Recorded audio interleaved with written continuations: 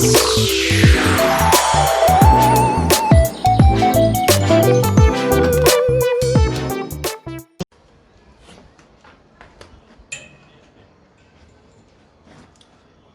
Everyone, I am really very happy with you guys. आप लोगों का जो रिस्पांस आ रहा है चैनल पर वो मैंने कभी एक्सपेक्ट नहीं किया था। अब मुझे लग रहा है कि मुझे और एनर्जी के साथ काम करना होगा सो दैट मैं आप लोगों के लिए और बेटर कंटेंट प्रोड्यूस कर सकूं, बना सकूं। Yes, I am really very happy. So in last 2 lectures of foundation mathematics we have gone through so many concepts और आपने सीखा भी है। अब जो पार्ट आ रहा है फाउंडेशन मैथमेटिक्स का वो बच्चों का सबसे बड़ा फियर पॉइंट है, and that is logarithm and exponential equations. So यहाँ पर हम इन दोनों पोर्शंस को बहुत स्ट्रांगली प्रिपेयर करेंगे। मैं सारे कॉन्सेप्ट्स आपके सामने प्रेजेंट करूंगा एंड आप देखेंगे कि इस लेक्चर के बाद लॉगरिथम की अंडरस्टैंडिंग आपकी बहुत अच्छी हो गई है। लॉग ऐसा पार्ट है जो आपको केमिस्ट्री में भी बहुत हेल्प करेगा, फिजिक्स में तो यूज होता ही है, मतलब वो बहुत वर्सेटाइल पार्ट है, उसके बिना पेपर नहीं बनता। So let's start third part of foundation mathematics. अभी तक हम लोगों ने फाउंडेशन मैथ्स में बहुत सारा पोर्शन कवर कर लिया एंड आई होप कि वो आप लोगों ने अच्छे से देखा होगा और उसको रिवाइज किया होगा।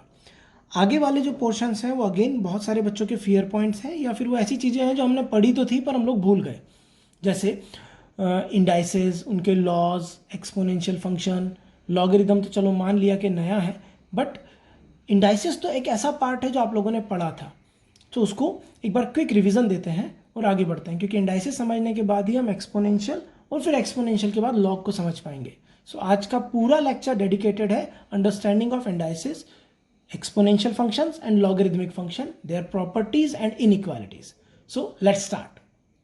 यहाँ पर जो सबसे बढ़िया बात हमको देखने को मिलती है कि हम इंडाइसिस की डेफिनेशन को एक बार वापस से रिवाइज करते हैं। सो हमारी इंडाइसिस की डेफिनेशन क्या है? सो अगर ए आपके पास, if a is any real और इमेजिनरी, इमेजिनरी भी चलेगा, नॉन जीरो नंबर, कैसा होना चाहिए? नॉन जीरो होना चाहिए। रियल भी चलेगा, इमेजिनरी भी चलेगा। And m is any integer,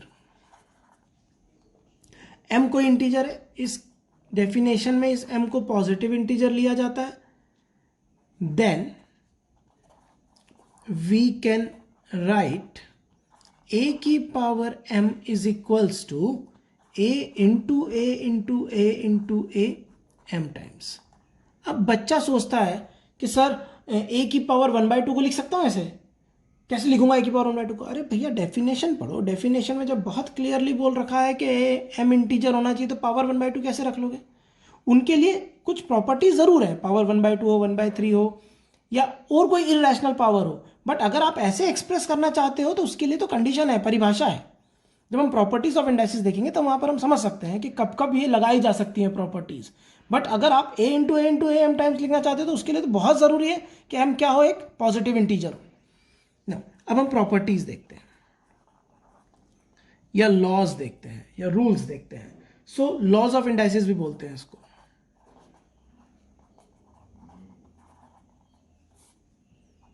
पहला लॉ ये कहता है a की पावर m इंटू ए की पावर n, ये सब आपको याद आ जाएगा, आपने पढ़ा हुआ होगा पक्के में, इज इक्वल्स टू a की पावर m प्लस n। जैसे 5 की पावर 2/3 इंटू 5 की पावर 1/3, दैट दिस बिकम्स 5 की पावर 2/3 प्लस 1/3। अब यहां पर m और n कुछ भी हो सकता है, बट ध्यान रखने वाली बात थी कि अगर आप ऐसा लिख रहे हो तो उसके लिए तो m इंटीजर ही होना चाहिए, positive integer. So this becomes 5 की power 3/3 and that is 5। So that is okay, this is an example of this thing. So यहां पर m और n कुछ भी हो सकते हैं। हाँ, a के बारे में हमने पहले ही बोल दिया कि वो कैसा होना चाहिए, नॉन जीरो। दूसरी बात, दूसरी प्रॉपर्टी, मतलब हमने देखा कि अगर बेस मल्टीप्लाई में हो तो पावर ऐड हो जाती है, बिल्कुल ठीक है। सर अगर बेस डिवाइड में हो तो यहां पर दो बातें होती हैं, m बड़ा है n से या m छोटा है n से। अगर m बड़ा है n से तो हम इसको लिखते हैं a की power m minus n। We always try to keep power positive, point to be noted. और अगर m छोटा है, ऊपर वाली पावर छोटी है, नीचे वाली पावर बड़ी है, तो हम उसको ऐसा लिखना पसंद करते हैं। मतलब डिवीजन में पावर्स का सब्ट्रैक्शन होता है, बड़ी पावर में से छोटी पावर को हम सब्ट्रैक्ट कर देते हैं। तीसरा रूल क्या कहता है? यहां पर भी a 0 नहीं हो सकता बच्चों, m और n कुछ भी हो सकते हैं। यहां पर भी एक एग्जांपल देख सकते हैं हम लोग। और वो एग्जाम्पल है लेट अस से 3 की पावर 5/2 अपॉन 3 की पावर 2/3। सो बेस सेम है तो पावर सब्ट्रैक्ट हो जाएंगी, 5/2 माइनस 2/3, 2 और 3 का एलसीएम ले लेंगे हम, सो वो 6 आ जाएगा, 3 इधर गया, 15 माइनस 2 और 2 का 4, सो आंसर आ गया 3 की पावर 11/6। थर्ड रूल क्या कहता है? सो थर्ड रूल कहता है इतना समझने के बाद कि अगर a की पावर माइनस m लिखा हुआ आ जाए then it is equal to 1 upon a की पावर m। सो 5 की power minus 2 is equals to 1 upon 5 का स्क्वायर दैट इज 25। ये इसका एग्जाम्पल हो गया। आई होप पहली 3 बात समझ में आई होगी। चौथी बात, काम की बात, ये कहता है कि अगर a की पावर 0 आ जाए तो वो 1 होता है। सर हम बचपन से पढ़ रहे हैं पर कारण नहीं पता, प्रूफ नहीं पता a की पावर 0 1 क्यों होता है। So let us C, a हमारे पास 0 नहीं है, मैं कब से बोलते हुए आ रहा हूँ a 0 नहीं है, इसका प्रूफ देखते हैं। प्रूफ बड़ा लॉजिकल है। a की पावर 0 को हम a की पावर m माइनस m लिख सकते हैं। अब जैसे हम लोगों ने इस प्रॉपर्टी में पढ़ा कि a की power m minus n a की पावर m अपॉन a की पावर n लिखा जा सकता है। जब यहां से यहां जा सकते हो तो यहां से यहां वापस आ सकते हो, तो सब्ट्रैक्शन को डिवीजन में कन्वर्ट कर देती है प्रॉपर्टी। सो a की पावर m माइनस m को a की पावर m इंटू a की पावर माइनस m लिखा और फिर a की पावर m अपॉन a की पावर m लिख दिया। और क्योंकि a 0 नहीं है तो ये दो नॉन जीरो क्वांटिटीज है, नॉन जीरो आइडेंटिकल क्वांटिटीज हमेशा कैंसिल हो जाएंगी और कैंसिल होकर क्या देंगी 1। So this comes out to be 1. Hence proved anything to the power 0 is always 1. फिर चाहे वो आयोटा हो, आयोटा की पावर 0 भी क्या होगा 1। ये जो रूल्स हैं वो रियल और इमेजिनरी सबके लिए वैलिड है। A can be real, a can be imaginary, बस ए क्या नहीं होना चाहिए बच्चों, 0 नहीं होना चाहिए। पांचवी प्रॉपर्टी देखते हैं। फिफ्थ प्रॉपर्टी कहती है एक्सपोनेंट के केस में अगर a की पावर m ब्रैकेट लगाकर n लिख दिया जाए then this is equals to a की पावर mn, और आप a की पावर n पहले लिखकर भी m बाद में लिख सकते हैं। सो this is the next property. ये हमारे पास एग्जांपल था, ये हमारे पास प्रूफ था इस चीज का, तो हमने प्रूफ किया। इस प्रॉपर्टी को समझते हैं, a की पावर m इंटू n, जैसे 3 की पावर 2 की पावर 1/4 आ जाए then this equals to 3 की पावर 1/2, 2 इंटू 4 1/4 वो कैंसिल हो जाएगा, सो 3 की पावर 1/2। एक चीज और समझते हैं, अगर मुझसे कोई ये बोल देता है कि under root of 3 into cube root of 3 into 4th root of 3, इसकी वैल्यू बताओ। समझते हैं, सबसे पहले इस 3 के ऊपर कितने स्क्वायर रूट है, एक स्क्वायर रूट दिख रहा है सर, सो 3 की पावर 1/2 इंटू, देखते जाना पिछला जो भी पढ़ा है सब यूज होगा, इंटू इस 3 के ऊपर एक तो क्यूब रूट दिख रहा है, एक स्क्वायर रूट दिख रहा है, सो क्यूब रूट दिख रहा है मतलब पावर 1/3 और स्क्वायर रूट दिख रहा है मतलब पावर 1/2। अब ये जो लास्ट वाला 3 है इसके ऊपर क्या दिख रहा है आपको, तो सर इसके ऊपर एक तो 4th रूट दिख रहा है, फिर उसके ऊपर एक क्यूब रूट भी है और फिर उसके ऊपर सर एक स्क्वायर रूट भी है। Very good. Now this equals to 3 की पावर 1/2 इंटू 3 की पावर 1/3 इंटू 1/2, ये मल्टीप्लाई हो जाएंगे mn, सो 3 की पावर 1/6 इंटू 3 की power 1/4 1/3 1/2 24, this comes out to be this. अब तीनों बेसिस सेम है तो पावर ऐड हो जाएंगी, तो वी विल राइट 3 की पावर 1/2 प्लस 1/6 प्लस 1/24। अब इसको फर्दर ऑन सॉल्व कर सकते हैं हम लोग। 3 की पावर 2 6 और 24 का एलसीएम 24 आ गया हमारे पास, यहाँ पर गया 12, यहाँ 4 और यहाँ 1, सो 3 की पावर 12 प्लस 4 16 और एक 17 अपॉन 24। अब यहाँ पर वीडियो को पॉज कीजिए और एक एग्जाम्पल खुद लीजिए, जितना अजीब ले सकते हैं लीजिए और उसको सॉल्व कीजिए। अगर फिर भी ना समझ में आए इसको वापस से समझिए, देखिए इसको, आई होप कि आपके एग्जाम्पल को सॉल्व करने में हेल्प करेगा। तो हमने यहाँ तक 5 प्रॉपर्टीज को समझ लिया। यहाँ तक आई डोंट थिंक कि आपको कोई दिक्कत होनी चाहिए। इसके ऊपर एग्जाम्पल की, वी कैन राइट 2 की पावर 1/2 की पावर 3। बट ये भी लिख सकते हो, ये भी लिख सकते हो, बट दिक्कत क्या है कि बच्चा गलत क्या समझता है। जैसे मैंने आपको बताया a की पावर m इंटू n, तो बच्चा क्या सोच लेता है पता है, या यहाँ पर अगर ब्रैकेट लगा होता ना a की पावर m ब्रैकेट के बाहर n, तो बच्चा सोचता है a की पावर m की पावर n। ये बहुत बड़ी गलती है। ऐसे ही यहाँ पर a की पावर m की पावर 1/n, तो वो सोचता है a की पावर m की पावर 1/n। ऐसा कुछ नहीं। सो ये गलत थिंकिंग है। ये अलग क्वांटिटी है, ये बिल्कुल अलग चीज़ है, अभी डिस्कस करूंगा मैं इस बात को। बट यहाँ पर ये दोनों पावर रैशनल फॉर्म में है, तो उसको इस तरीके से ट्रीट किया जा सकता है। सो ये ध्यान रखिए, ऐसा नहीं होता। a की पावर m ब्रैकेट के बाहर n लिखा है, तो इसका कभी भी ये मतलब नहीं होता कि a की पावर m की power, it's never like this. Seventh बात, सेवंथ प्रॉपर्टी, ये प्रॉपर्टी कहती है कि अगर आपके पास a की पावर m की पावर n आई जाए, तो इसको सॉल्व कैसे करेंगे। तो हमेशा याद रखिए, पावर ऊपर से नीचे की तरफ सॉल्व होती है।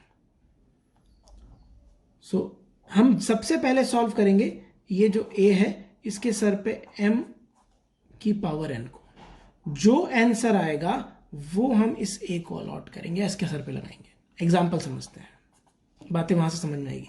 2 की पावर 3, लेट अस से यार। सो 2 की पावर 3 ऐसे नहीं होगा कि 2 की पावर 2 तो 4 हो गया, फिर 4 की पावर 3 कर दिया, तो सर 4 की पावर 3 तो 64 हो जाएगा ना बेटा। पावर हमेशा ऊपर से नीचे की तरफ सॉल्व होगी। तो सबसे पहले हम लिखेंगे 2 की पावर 3, तो इस 2 की पावर 3 को सॉल्व करेंगे हम, इसे सॉल्व किया जाएगा। और ये हमारे पास 2 की पावर 3 कितना आ जाएगा, 8 आ जाएगा। अब 2 की पावर 8 कितना होता है, 256। सो 256 is the answer. Wrong thinking क्या है, गलत रास्ता किस तरफ जाता है, गलत रास्ता जाता है कि 2 की पावर 2 को सॉल्व कर लिया और उसके सर पे 3 लगा दिया, 4 की पावर 3 इक्वल्स टू 64। ये बिल्कुल सरासर गलत है। So don't consider this like that. Eighth property, ये प्रॉपर्टी कहती है कि अगर हम a की पावर 1/n लिख दें, देन क्या होगा।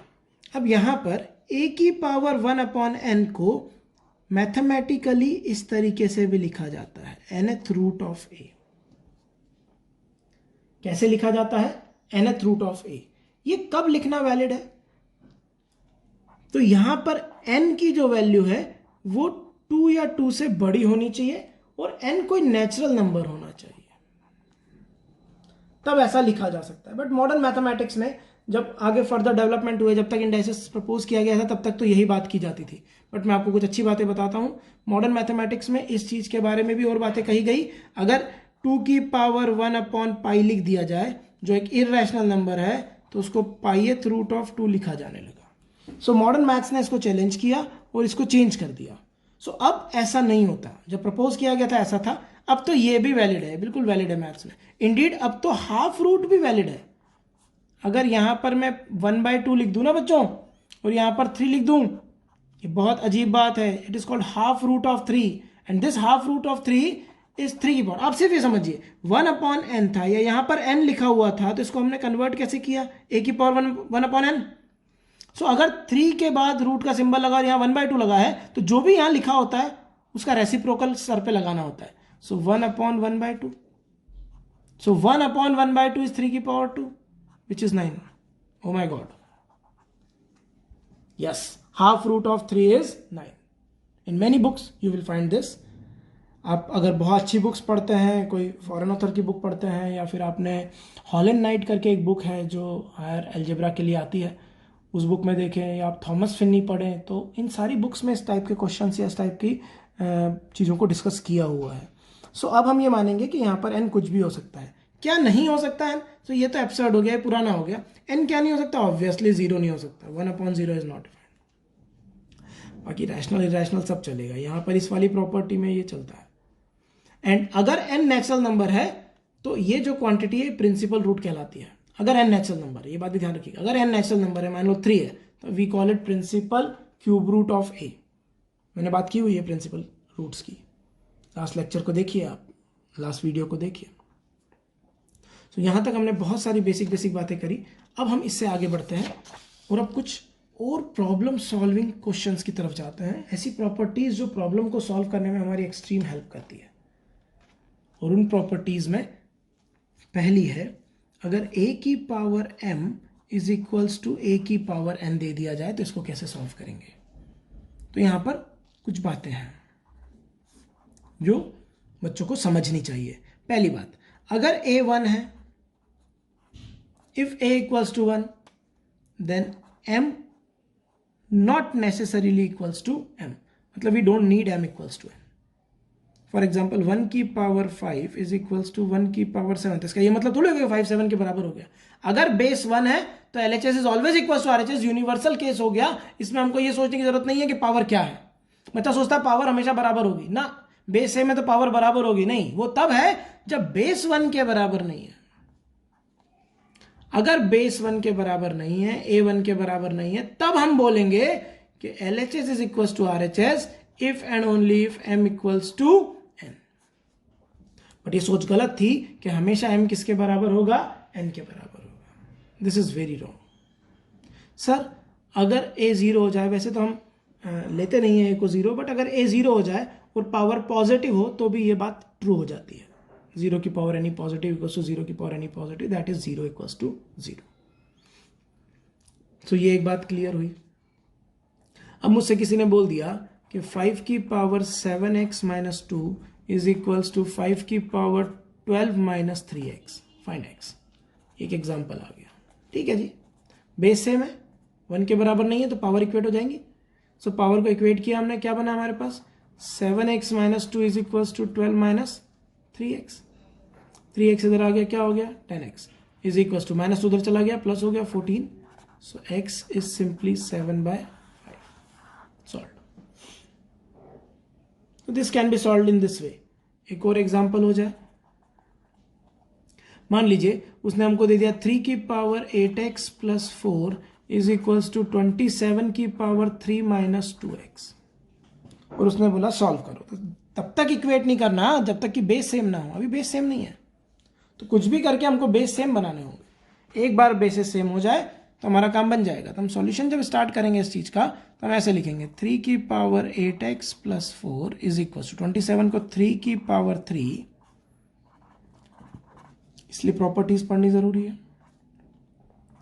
सो 3 की power 8x plus 4 is equal to, हमने 3 की पावर में कन्वर्ट कर लिया 9 माइनस 6x। अब बेस सेम हो गए तो पावर इक्वेट हो जाएगी बच्चों, और जब हम पावर इक्वेट करेंगे तो will get 8x plus 4 is equals to 9 minus 6x। 6x को इधर ले आए 14x, 4 को उधर ले गए 5, x equals to 5/14। So this will be the answer. So ये बात हमने समझी कि अगर बेस सेम है तो पावर इक्वेट हो जाएंगी। अब सर अगर हमारे पास लेट अस से अननोन आ जाए, ए तो नंबर था अभी तक, आपने नंबर वाले क्वेश्चन करवाए, अब हमारे पास कुछ अननोन आ जाए सर, लेट अस से कोई बहुत जनरल बात करते हैं बच्चों, fx की पावर gx, यहां भी फंक्शन यहां भी function, is equals to fx की पावर लेट अस से hx। ये बहुत अच्छा क्वेश्चन है और ये बच्चों से सॉल्व नहीं होता, पता ही नहीं होता, उनको लगता है कि बस पावर इक्वेट कर दो तो आंसर आ जाएगा। उन्हें नहीं ध्यान है कि यहां पर 4 पॉसिबल केसेस बनाकर सॉल्व करना होगा, पता ही नहीं है। So let us enjoy this thing. सबसे पहली बात, जब आप इसको सॉल्व करेंगे तो पहला केस 1 क्या होगा। केस 1 कहता है कि fx 0 हो जाए। क्या हो जाए? fx 0 हो जाए। अगर fx 0 हो गया, यहां पर चेक भी लगाना पड़ेगा, और पावर्स पॉजिटिव हैं, hx comma this they are positive. क्या मतलब हुआ? fx को 0 रखा, यहां से कुछ x की वैल्यू आई, लेटर से x की वैल्यू हमारे पास a आ गई, उस x की वैल्यू a पुट करने पर a या b आ गई, उस a और b को पुट करने पर दोनों पावर्स पॉजिटिव आ गई, देन a और b will be the roots. ये बच्चा नहीं सोचता था आज तक। अगर पावर एक पॉजिटिव एक नेगेटिव आ गई then they will be excluded, वो रूट नहीं होंगे। सो केस 1 है fx 0 हो जाए। What is case 2? केस 2 कहता है, 4 केस है बेटा, ध्यान से समझना। केस 2 क्या कहता है? केस 2 कहता है कि अगर एफ एक्स ही 1 हो जाए सर, अभी तक तो हमने पावर इक्वेट ही नहीं करी। और एक आम बच्चे की जिंदगी में, एक एवरेज स्टूडेंट की जिंदगी में बस एक ही केस होता है कि सर पावर इक्वेट कर दो आंसर आ जाएगा। नहीं, अब देखिए एफ एक्स 1 हो जाए, यूनिवर्सल सॉल्यूशन, कोई चेक लगाने की जरूरत नहीं है। यहां पर तो फिर भी हमने चेक लगाया था, यहां कोई चेक लगाने की जरूरत नहीं है जी। एफ एक्स अगर 1 हो जाए तो LHS is always equal to RHS, no matter what. So f x equal to 1 को इक्वेट करके आप एक्स की वैल्यूज निकालेंगे। यहां से एक्स की वैल्यू लेटर से सी और डी आ गई, ये दोनों आपके रूट्स होंगे ही होंगे। What is case 3? So case 3 को समझते हैं। केस 3 कहता है कि एफ एक्स -1 हो जाए। क्या हो जाए? F x -1। Sir f x -1 हो जाएगा, ऑब्वियसली यहां पर चेक लगाना पड़ेगा। Check with g x comma h x. Check के लिए मैं और कुछ नहीं बोलूंगा, सिर्फ इतना बोलूंगा कि एफ एक्स इक्वल टू -1 रखकर एक्स की कोई वैल्यू आई, मान लो एक्स की वैल्यू के आ गई कुछ, इस वैल्यू को क्वेश्चन में पुट कर लेना। क्वेश्चन क्या था हमारे पास? तो हमारे पास जो इक्वेशन थी वो ये थी, एफ एक्स की power g x equal to f x की पावर एच एक्स। अब यहां पर आप पुट कर लेना, इसको पुट करके अगर L H S equal to R H S आ जाए तो ये वाली एक्स की वैल्यू क्या एक्सेप्टेड होगी, अगर नहीं आए तो एक्सेप्टेड नहीं होगी। Simple, straight forward, got it. और बातों बातों में एक चीज और बता दूं, 1 की power anything is always 1। We always consider like this. Now x equals to K I value, उसको जी एक्स और एच एक्स में पुट करके इक्वेशन में पुट कर लेना, क्वेश्चन में पुट कर लेना। अगर L H S R H S आ जाए तो एक्सेप्टेड, ना आए तो इग्नोर। एंड अब जाकर आता है केस 4, जो रट के घूम रहे थे हम लोग, जी एक्स किसके बराबर हो जाए? एच एक्स के। ऑब्वियसली ये भी एक यूनिवर्सल केस है, यहां से जो एक्स की वैल्यू आएगी वो एक्सेप्ट हो जाएगी। इसके ऊपर एक एग्जांपल लेते हैं।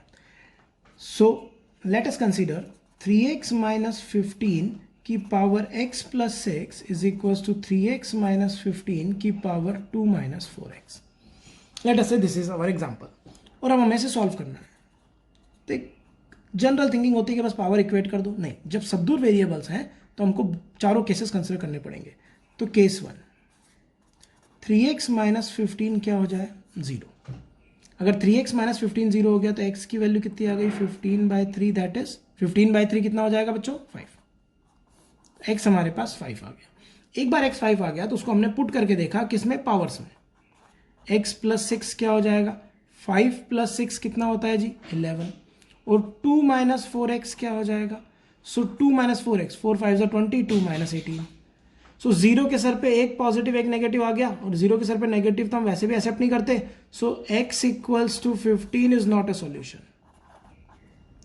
अगर दोनों पावर पॉजिटिव आ जाती तो काम बन जाता, पर एक भी नेगेटिव आ जाए या दोनों नेगेटिव आ जाए तो that is not a solution, not a solution. बहुत काम की बात, क्योंकि यहां पर पावर्स डिफरेंट आ गई। डिफरेंट मतलब एक पॉजिटिव एक नेगेटिव आ गई। दोनों पॉजिटिव होती, डिफरेंट होती तो भी चल जाता, बट पॉजिटिव होनी चाहिए थी। केस 2 लेते हैं। केस 2 क्या कहता है? तो केस 2 कहता है कि 3x - 15 ही 1 हो जाए। अब अगर 3x - 16 1 हो गया बच्चों, तो 3x इक्वल्स टू 16 हो गया, और x कितना आ गया? 16/3। हाँ जी सर, x की वैल्यू आ गई, x 16/3 आ गया। इस केस पर कोई चेक लगाना है क्या? नो चेक रिक्वायर्ड, कोई चेक की जरूरत नहीं है। 1 की पावर एनीथिंग इज 1, अभी थोड़ी देर पहले मैंने आपको बताया था। So this is one of the solution. Case 3 को समझते हैं। केस 3 क्या कहता है? केस 3 कहता है कि 3x - 15 -1 हो जाए। इस पर चेक लगाएंगे हम लोग। तो 3x - 15 -1 हो गया, तो x की वैल्यू कितनी आ गई हमारे पास? समझो इस बात को, x की वैल्यू हमारे पास आ गई, 15 उधर चला गया तो 14/3। इस 14/3 को चेक लगाया, किस में पुट किया जी? पुट किया पावर में। तो x + 6 क्या बन जाएगा 14/3 पर? सो 6 3 ज़ा 18, 18 और 14 को हम ऐड करेंगे तो 32, तो 32/3। Are you getting this thing? और क्या करा सर? और चेक लगाएंगे दूसरी पावर पर, 2 - 4x पर। सो 2 - 4x क्या बन जाएगा? 2 - 4 × 14/3। 6 इधर गया, 14 4 ज़ा 56, 6 में से 56 गया तो -50/3।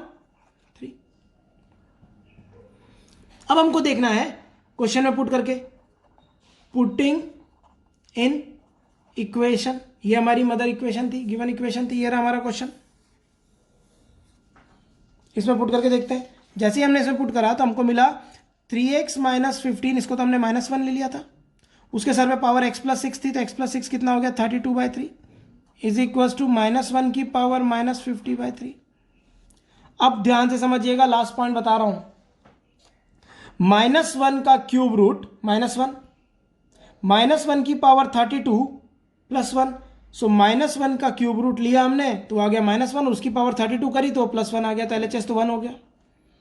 RHS की बात करते हैं, -1 का क्यूब रूट लिया तो वो -1 रहा, और -1 की कोई भी इवन पावर वो +1 हो जाएगी, RHS भी +1 आ गया।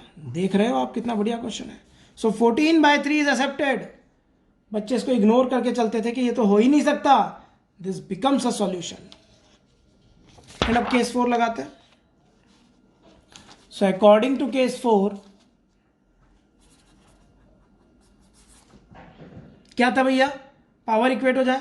पावर्स क्या क्या थी हमारे पास, देखो ध्यान से, x प्लस 6 और 2 minus 4x। So x plus 6 is equal to 2 minus 4x। So x plus 6 को 2 माइनस 4x रखा, -4x इधर आया, हो गया 5x, 6 उधर गया, कितना हो गया -4, x इक्वल्स टू -4/5। कोई जरूरत नहीं है इस पर डाउट करने की, यूनिवर्सल सॉल्यूशन है। अब हम क्वेश्चन को देखें, ये हमारा कैंसिल हो गया था, आया नहीं था, ये हमारा एक्सेप्टेड था, ये एक्सेप्टेड था और ये एक्सेप्टेड था। कितने सॉल्यूशन आए, 3 solution. So x belongs to, individual solutions को हम मिड ब्रैकेट में लिखते थे, कर्ली ब्रैकेट में लिखते थे। क्या क्या सॉल्यूशन आया, 16/3 आया, एक 14/3 आया। So I will write 16/3, 14/3 and finally -4/5। This was such a good problem जो बच्चों की पहुंच से दूर है, बच्चे सॉल्व नहीं कर पाते। सो इस बात को ध्यान रखिएगा। यहां तक हम लोगों ने प्रॉपर्टीज को समझा। एक और बात बताता हूं, बहुत ही इंटरेस्टिंग। नेक्स्ट प्रॉपर्टी समझ लीजिए आप।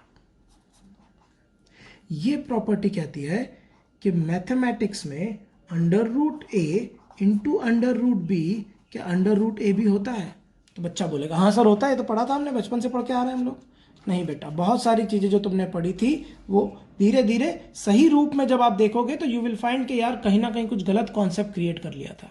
जैसे आपने बचपन में याद किया, अभी तक याद है आपके दिमाग में, गारंटी लेता हूं, 1 is a factor of every number. इतना गलत कॉन्सेप्ट, समझिए, बात निकली है तो इसी को समझिए पहले। 1 is a factor of every number, ये बिल्कुल गलत कॉन्सेप्ट है। इस कॉन्सेप्ट को ठीक करते हैं। फैक्टर की परिभाषा क्या थी, a को b से डिवाइड करने पर कैसा नंबर आ जाए, नेचुरल नंबर। हाँ जी सर, बिल्कुल याद आ गया हमको, आपने पढ़ाया था starting lectures of foundation maths में। ठीक है, अब √3 को 1 से डिवाइड करो, क्या आया जी, √3 आया सर। क्या नेचुरल नंबर आया, क्या इंटीजर आया, इंटीजर भी आ सकता है। क्या नेचुरल नंबर या इंटीजर आया, नहीं आया सर। अगर नहीं आया तो क्या √3 का फैक्टर 1 होगा, नहीं होगा। 1 is not a factor of √3। अच्छा 2/3 ले लो, 2/3 को 1 से डिवाइड करो, क्या आएगा 2/3। नेचुरल नंबर आया, नहीं आया सर। तो क्या 2/3 का फैक्टर 1 होगा, नहीं होगा सर, डिवीजन एल्गोरिथम। तो क्या 1 सबका फैक्टर है, नहीं। क्या गलती कर दी, असली कॉन्सेप्ट था 1 is a factor of every natural number, और हम क्या समझ के बैठ गए थे, 1 is a factor of every number. The biggest mistake of all time जो हमारे दिमाग में घूम रही थी। सो आगे जाकर मैं ऐसी बहुत सारी चीजें डिस्कस करूंगा, जो आपकी गलतियां हैं वो हम ठीक करेंगे। फाउंडेशन मैथ्स पढ़ी इसलिए रहे हम लोग, ताकि हमारी सारी गलतियां, पाप जितने हैं धुल जाए, पवित्र हो जाए हम एग्जाम में जाने से पहले ना। यहां पर भी समझो, √a into √b equal to √ab। बच्चा सोचता है हमेशा ट्रू है, नहीं है। इसके ऊपर कंडीशन है, this is true if and only if at least 1 out of a और b इज पॉजिटिव। दोनों में से कम एक पॉजिटिव होना चाहिए। IIT एडवांस पेपर में क्वेश्चन आ चुका है, ट्रू और फॉल्स का क्वेश्चन था। मैं बताता हूं किस तरीके से उन्होंने पूछा था, बट ध्यान रखिए ये तभी ट्रू है जब कम से कम एक किसके बराबर हो, पॉजिटिव हो, कम से कम एक पॉजिटिव हो। दोनों पॉजिटिव होंगे तो चलेगा, एक पॉजिटिव एक नेगेटिव होगा भी तो भी चलेगा, पर दोनों नेगेटिव नहीं हो सकते। दोनों नेगेटिव हो जाने पर हमको कॉम्प्लेक्स नंबर या इमेजिनरी नंबर का यूज करना होगा। जैसे √3 into √5, it is always √15, no issues. √7 into √-2, it is √-14, no issues. But under √-1 into under √-1 is strongly not equals to under √-1 into -1. It is not equals to 1. It is not equals to 1. IIT paper में आया हुआ प्रश्न, उन्होंने पूछा था कहाँ गलती हो रही है, ये प्रॉपर्टी बता के आनी थी। सब्जेक्टिव पेपर में आया हुआ क्वेश्चन था, पहले आईआईटी सब्जेक्टिव होती थी, तब ये वाला क्वेश्चन पूछा गया। उन्होंने बोला कहाँ फॉलिसी है, where is the fallacy, here is the fallacy, we can not multiply them and write this. तो क्या होगा, अंडर √-1 को हमको आयोटा लिखना होगा। फाउंडेशन मैथ्स के लेक्चर देखिए, आपको फील आ जाएगी, पता लग जाएगा। इस अंडर √-1 को भी आयोटा लिखना पड़ेगा, that becomes iota square, and iota square क्या होता था, -1। This is the correct answer, this is not. So यहां पर ये सीखा हमने कि √a इंटू √b हमेशा √ab के बराबर नहीं होता। Point to be noted, very important.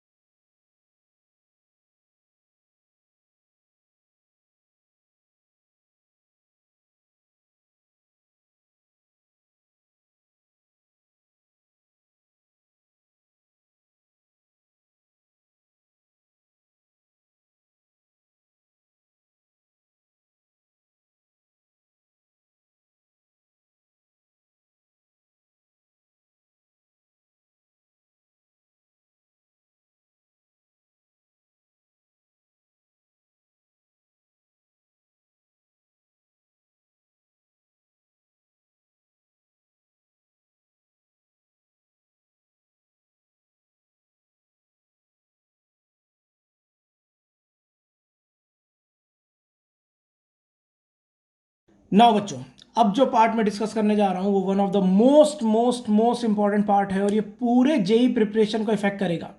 इसका वीक हो जाना आपको हमेशा हमेशा परेशान करता रहेगा।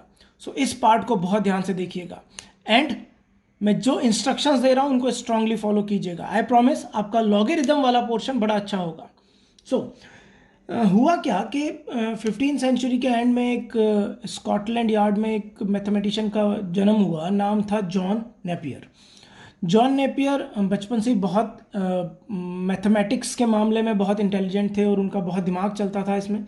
सो later on in starting of 16 century he came across a polynomial equation which is basically in the form of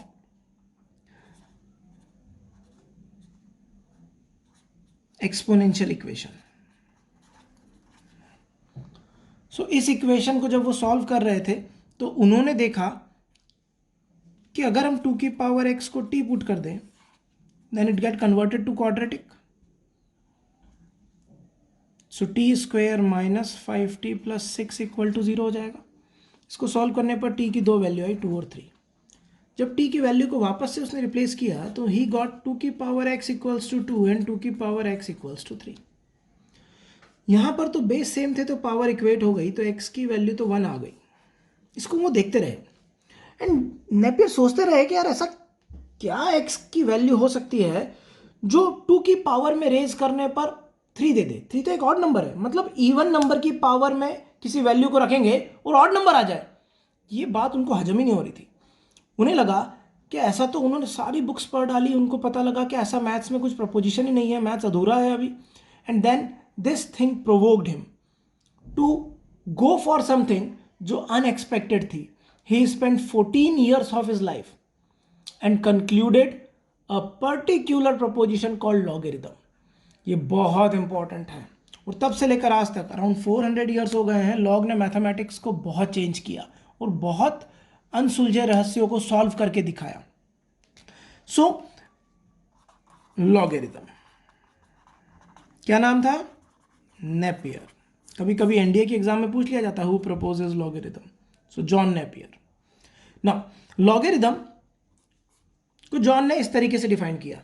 he said log a to the base b is a quantity c if and only if b की power c किसके बराबर हो जाए? a के। तो अब मैं proper definition बोलता हूं। log a to the base b is a quantity which when raised to the power of base produces a, produces the number itself. so log a to the base b अगर c के बराबर है तो a किसके बराबर होगा? b की power c के। यहां पर he clearly tell about the domain a should be greater than 0 b जो होगा वो greater than 0 होगा, b 1 नहीं हो सकता। ये बात हम आगे जाकर और देखेंगे कि क्यों b 1 नहीं हो सकता। अभी तो ये डेफिनेशन का पार्ट है तो हम एज इट इज एक्सेप्ट करेंगे। एंड अब जो c मिलेगा वो एक रियल नंबर होगा। सो log a to the base b is a real number if and only if a greater than 0, b greater than 0 and b not equals to 1। मतलब आधी रात को कोई लात मार के ही पूछे ना बेटा log a to the base b कब डिफाइंड होगा, कब रियल होगा, तो अंतरात्मा से आवाज आनी चाहिए a greater than 0, b greater than 0 and b not equals to 1। and now the fundamental identity of logarithm is proposed as log a to the base b अगर c है then a is equals to b की power c, called fundamental logarithmic identity। कुछ छोटी छोटी बातें करते हैं। log 2x to the base 3 अगर मान लो 5 के बराबर है तो बताओ x क्या होगा? सो log 2x to the base 3 अगर 5 के बराबर है सो 2x is equals to 3 की पावर 5 होगा बच्चों। And then x is equals to 3 की पावर 5 कितना होता है? 3 की पावर 3 कितना हो गया? 27। 27 into 3 81। 81 into 3 243। Very good, upon 2। सो x कितना आ गया? 243 अपॉन 2। एक और एग्जांपल देखते हैं। log of 5x minus 3 to the base 2 is equals to let us say 10 और हमसे बोला x बताओ। अभी लो जी। सो 5x माइनस 3 किसके बराबर होगा? 2 की पावर 10 के। Very good. And then 5x is equals to 3 उधर चला गया, 2 की पावर 10 1024 होता है तो 1027 हो गया 3 ऐड होकर। सो x कितना आ गया मेरे बच्चों का? 1027 अपॉन 5। सॉल्व। सो log की डेफिनेशन है log a to the base b is a real number which when raised to the power of b produces a, provided a is greater than 0, b is greater than 0 and b not equals to 1. This b is called base. अब क्योंकि c एक real number है तो इसके बारे में और बातें करते हैं. Now log a to the base b c था. c जो कि एक रियल नंबर है, इस रियल नंबर को मैं इंटीजर प्लस फ्रैक्शनल पार्ट में लिख सकता हूं. तो हमने log की वैल्यू को i प्लस एफ लिख दी. किसी भी रियल नंबर को आप दो पार्ट में ब्रेक कर सकते हो. जैसे 3.24 है, you can write 3 plus 0.24. This is called fractional part and this is called integral part. इस बारे में हम आगे भी बातें करेंगे. ये बहुत इंपॉर्टेंट पार्ट है. यहाँ से हम ग्रेटेस्ट इंटीजर और फ्रैक्शनल पार्ट को समझेंगे. सर अगर 4.82 होता तो 4 इंटीजर पार्ट हो जाता और 0.82 फ्रैक्शनल पार्ट हो जाता. और सर 5 होता तो इंटीजर पार्ट 5 हो जाता और फ्रैक्शनल पार्ट 0 हो जाता. Fractional part can be 0 but it can never be negative. Sir -2.3 होता तो यहाँ पर बहुत ध्यान से समझो. -2.3 का, क्योंकि हमको फ्रैक्शनल पार्ट जो रखना है वो कैसा रखना है, positive. In logarithmic language it is called mantissa. क्या बोलते हैं, mantissa. And this I is called characteristic and mantissa. So -2.3 इसको कैसे लिखेंगे, हमें क्या पॉजिटिव रखना है, फ्रैक्शनल पार्ट पॉजिटिव रखना है. तो हम लिख लेंगे -3 प्लस 0.7. इंटीजर और फ्रैक्शन की मदद से लिखना है और क्वांटिटी भी यही बननी चाहिए. और -5.8 को कैसे लिखेंगे, सोचो जल्दी. So we will write -6 plus 0.2. This is integer part बच्चों and this is fractional part. Fractional part is always positive. So this quantity, this f is always belongs to 0 से लेकर 1. Fraction है तो 1 से बड़ा नहीं हो सकता and positive रहेगा. So this fractional part is 0 to 1. f को क्या बोलते हैं, मेंटीसा. और i को क्या बोलते हैं, characteristic. And this b is base. अब अगर बेस हमारा 10 हो जाए तो we will get log a to the base 10. Now log a to the base 10 को मैथ्स में कहा गया कॉमन लॉग. कैसा लॉग कहा गया, कॉमन लॉग. जब बेस में e आ जाए, यूलर्स नंबर, e की वैल्यू क्या होती है सर, ई बेसिकली एक यूलेरियन नंबर कहलाता है. यूलर ने प्रूव किया था कि ये इर्रेशनल नंबर है and the value of E is 2.71828 dash dash dash dash, non terminating non repeating. Euler's number कहलाता है. ऑल्दो अगर मैं इसकी हिस्ट्री को रियल में डिस्कस करूँ ना, तो जैकब बर्नौली ने इसको इंट्रोड्यूस किया था और उसके बाद यूलर ने प्रूव किया कि ये इर्रेशनल है, तो इसको यूलर नंबर के नाम से फेमस कर दिया गया है. यूलर नंबर के नाम से फेमस हुआ. बट स्टार्टिंग में जैकब बर्नौली ने इसको प्रपोज किया था, इंट्रोड्यूस जैकब बर्नौली ने किया था. यूलर ने इसका ट्रांसकेंडेंस और इसका इर्रेशनल होना प्रूव किया था. नाउ ट्रांसकेंडेंटल नंबर सिस्टम में पढ़ाया गया है, आप एक बार वहां पर जाकर देखिएगा. अब अगर बेस में ई हो जाए तो then log a to the base e is called natural log. और ये अकेला लॉग है जिसके लिए एक और मेथड बना रिप्रेजेंटेशन का, LNA.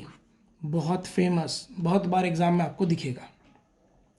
So this is natural log. और अगर इन दोनों के अलावा कुछ हो जाए सर, बेस सर 10 भी ना हो और ई भी ना हो, कुछ और हो जाए, जैसे 5 हो जाए, 7 हो जाए, 0.2 हो जाए, 0.3 हो जाए, कुछ भी 0 से बड़ा और 1 ना हो, उसके अलावा कुछ भी हो सकता है.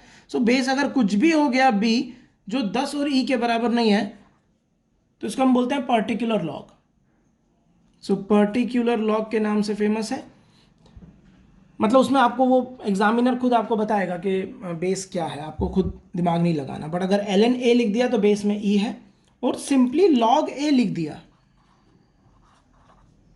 तो बाय डिफॉल्ट बेस में 10 माना जाता है.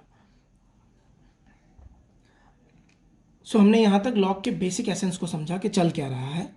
अब मैं आपको एक बात और बताऊं, यूलर ने आगे जाकर जब उसने कॉम्प्लेक्स नंबर प्रपोज करे, आयोटा को फाइंड किया और आयोटा को डिफाइन किया, एंड देन उसने कोशिश करी कि क्या कॉम्प्लेक्स नंबर के लिए लॉग हो सकता है, इमेजिनरी नंबर के लिए लॉग हो सकता है. देन यूलर ने दो बहुत बड़ी बातें बताई, बहुत ही important, so noteworthy thing, ये भी बच्चों को नहीं पता होती। Log of negative quantity to the base b, अगर किसी नेगेटिव क्वांटिटी का लॉग ले लिया जाए, जबकि यूलर नेपियर ने बहुत क्लियरली बोला था कि ए ग्रेटर देन जीरो होना चाहिए, domain of log is greater than zero. बिल्कुल मैं मानता हूं कि लॉग के अंदर जो क्वांटिटी है वो पॉजिटिव होनी चाहिए। वो कब होनी चाहिए? जब हमको रियल आंसर चाहिए। लॉग रियल वैल्यू कब देगा? जब ए पॉजिटिव होगा। बट अगर ए नेगेटिव हो गया then log start giving imaginary values. बहुत काम की बात। Moral of the story, log positive का लिया जाए तो वो रियल होगा, और लॉग नेगेटिव का लिया जाए तो वो इमेजिनरी होगा।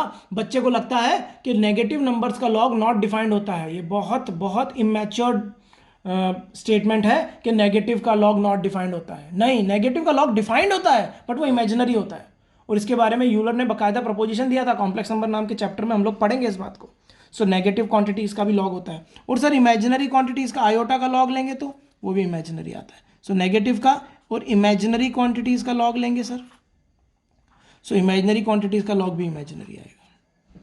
आयोटा का 2 आयोटा 3 आयोटा 1 + 2 आयोटा 1 + 5 आयोटा, इनका भी लॉग इमेजिनरी ही आएगा। बेस कुछ भी ले लिया जाए, कुछ भी मतलब बेस जब भी मैं बोलूं कुछ भी मतलब greater than 0 not equals to 1।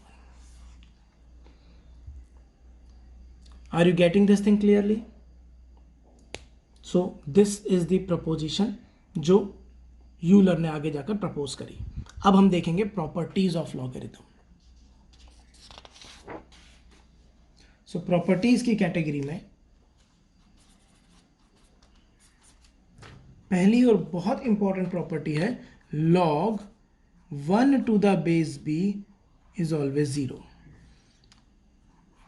छोटा सा प्रूफ है और कनेक्टिविटी के काम आता है, इसलिए मैं आपको बताता हूं। हमें नहीं पता कि log 1 to the base b 0 होता है कि नहीं होता, तो हमने क्या करा, log 1 to the base b को k मान लिया। हमें नहीं पता था कि क्या, अब हमको k की वैल्यू निकालनी है। So according to fundamental proposition और identity of logarithm we can write 1 is equals to b की पावर k। अब जो बेस था वो 0 से बड़ा था और 1 तो नहीं था। बेस की डेफिनेशन तो यही है हमारे लिए। अब अगर बेस 1 होता तो 1 की पावर एनीथिंग इक्वल्स टू 1 हो जाता, तो k कुछ भी आ जाता। बट बेस तो 1 हो नहीं सकता। अब बेस 1 है नहीं और हमको प्रोड्यूस क्या करना है, 1 प्रोड्यूस करना है। तो दुनिया में एक ही तरीका बचता है कि पावर क्या हो जाए, 0, because anything to the power 0 is 1। अभी देखा था हमने लास्ट लेक्चर में, लास्ट लेक्चर मतलब इसी लेक्चर के स्टार्टिंग पार्ट में हमने देखा थोड़ी देर पहले कि k इक्वल्स टू 0 होने पर anything to the power 0 is 1। k की वैल्यू कितनी आ गई, 0। Hence log 1 to the base भी कितना होता है बच्चों, 0। Second part, log a to the base a 1 होता है। log a to the base a क्या होता है, 1। अब ये बता दो सर, जो जो यहाँ पर इस लेक्चर के लिए पॉसिबल है, क्योंकि ये बहुत डिटेल्ड लेक्चर नहीं है, इसमें मैं सिर्फ प्रॉपर्टीज डिस्कस करूंगा और उनके एप्लीकेशंस को बताऊंगा। जब हम डिटेल्ड लेक्चर्स बनाएंगे, और मैंने डिसाइड किया है बच्चों आप लोगों के लिए कि अब मैं फाउंडेशन मैथ्स के कुछ क्वेश्चंस को सॉल्व करने वाले लेक्चर्स भी क्रिएट करूंगा आपके at the end of foundation mathematics theory. जब फाउंडेशन मैथ्स की थ्योरी पढ़ा दूंगा उसके बाद में कुछ वीडियोस बनाऊंगा जिसमें मैं आपको प्रॉब्लम सॉल्विंग सिखाऊंगा। डिफरेंट डिफरेंट वेराइटी का हम प्रॉब्लम लेंगे और हम उन प्रॉब्लम्स को सॉल्व करता हुआ देखेंगे। उससे हमें और क्लैरिटी आएगी कि किस टाइप का क्वेश्चन क्या सॉल्व करता है। सो that is a gift for you. It was not the part of initial logic, but now I think कि मैं वो भी एक लेक्चर आप लोगों के लिए बनाऊंगा। So log a to the base a 1 हो गया। अब 1 हमने मान लिया कि log a to the base a k के बराबर है।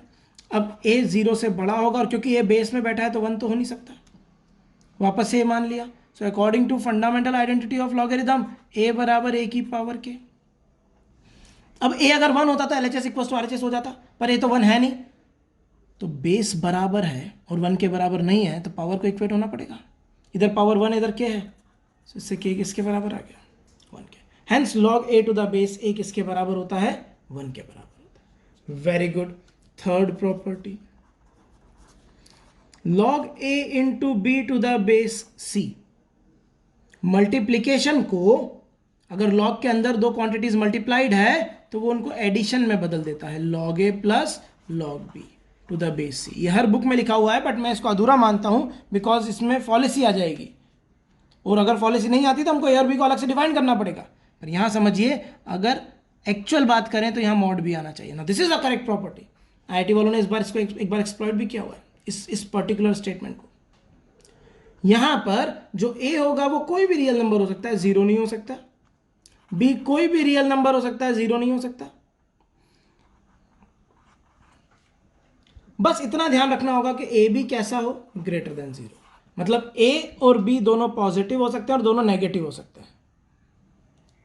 अगर ऐसा हुआ तो ये क्वांटिटी हमेशा एलएचएस किसके बराबर होगा, आरएचएस के। फिर समझिए log a into b is equal to log mod a plus log mod b, क्योंकि अगर ए और बी दोनों नेगेटिव ले लिए तो भी एलएचएस तो पॉजिटिव हो जाएगा और लॉग के अंदर की चीज पॉजिटिव, तो रियल आंसर आ जाएगा। अगर मैं यहाँ मॉड नहीं लगाता तो आरएचएस इमेजिनरी हो जाता, तो रियल बराबर इमेजिनरी आ जाता, जो कि एब्सर्ड है।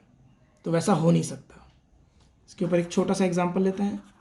Log x into y to the base b is equals to log x mod x plus log mod y to the base same b. So log multiplication को किस में कन्वर्ट कर देगा, लॉग मल्टीप्लीकेशन को addition में convert कर देगा। Log के अंदर ही क्वांटिटी मल्टीप्लाइड है तो उसको एडिशन में कन्वर्ट कर देगा। Very good. Is this okay to everybody?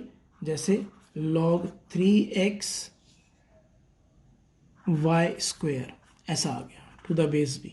इसको सॉल्व करो तो हम लिखेंगे log 3 to the base b plus log x to the base b plus log y square to the base b. अब इस y स्क्वेयर को भी अगर फर्दर सॉल्व करें तो y इंटू वाई लिख लेंगे। y स्क्वेयर को y इंटू वाई लिख सकते हैं, बिल्कुल ठीक है। सो वो भी मल्टीप्लाई है तो वो log y plus log y हो जाएगा, तो 2 log y हो जाएगा। तो उसको भी फर्दर सॉल्व किया जा सकता है। कॉस्मेटिक चेंजेस हैं, किए जा सकते हैं। सो कॉमन सेंस, मल्टीप्लीकेशन को एडिशन में कन्वर्ट किया तो बताओ डिवीजन को किस में कन्वर्ट करेगा? यस, वेरी गुड, सब्ट्रैक्शन में। लॉग मॉड ए माइनस लॉग मॉड बी। हम मॉड इसलिए लगा रहे हैं प्रिकॉशनरी पर्पस के लिए, ताकि कोई भी कंडीशन में हमारा एलएचएस हमेशा किसके बराबर है, आरएचएस के। ये बातें यहां पर भी प्रिवेल होंगी। पांचवी प्रॉपर्टी, ये प्रॉपर्टी थर्ड प्रॉपर्टी से डिराइव होती है। Log a to the power n to the base b, log a to the power n to the base b is equals to n times log mod a to the base b। याद रखिएगा, ये books में नहीं मिलता, बच्चा गलती कर देता है। प्रूफ देखें सर, छोटे मोटे प्रूफ जो है वो तो मैं बता ही दूंगा आप लोगों को। log a to the power n को log a into a into a into a लिखा जा सकता है n times to the base b, और मल्टीप्लीकेशन को लॉग किस में कन्वर्ट कर देगा, एडिशन में। So will get log mod a plus log mod a plus dash dash कितनी बार, n टाइम्स, और log mod a n times add करोगे तो n लॉग मॉड ए आ जाएगा। So which is equals to n log mod a to the base b। Split होने पर भी बेस क्या रहता है, सेम ही रहता है। Very important property.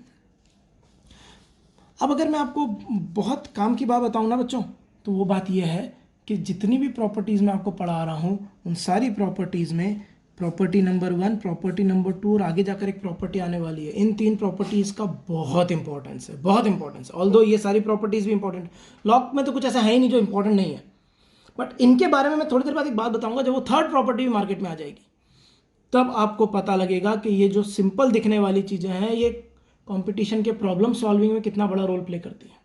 Will discuss that. सो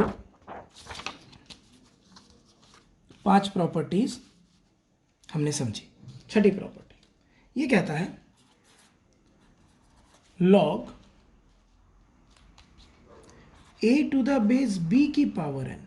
ए की पावर न्यूमरेटर में आई थी तो बेस की पावर कहाँ आएगी, डिनोमिनेटर में। Log a to the base mod B.